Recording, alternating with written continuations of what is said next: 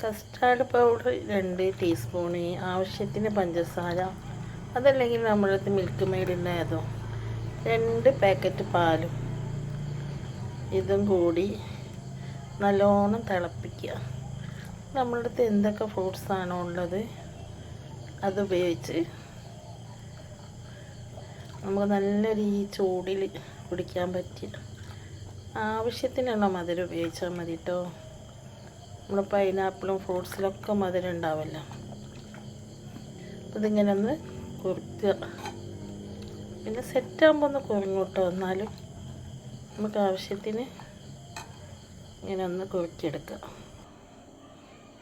പിന്നെ ഞാനിതിലേക്ക് എടുത്ത ഫ്രൂട്ട്സ് ഇതാ പപ്പായ, ആപ്പിൾ, പിന്നെ പൈനാപ്പിൾ ഞാൻ കുറച്ച് ക്രഷ് ചെയ്ത് പഞ്ചസാരയൊക്കെ ഇട്ട് വേവിച്ച് വെച്ചതാണ്.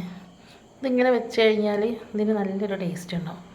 പിന്നെ ആവശ്യത്തിന് ഇതാ കസ്കസും ഇതും കൂടി ഉണ്ടാക്കിയ മിക്സ് ചൂട് തണിഞ്ഞ് കഴിഞ്ഞാൽ അതിലേക്ക് മിക്സ് ചെയ്തിട്ട് ഫ്രിഡ്ജിൽ വെച്ച് ഉപയോഗിക്കുമ്പോൾ നല്ല ടേസ്റ്റ് ഉണ്ടാവും.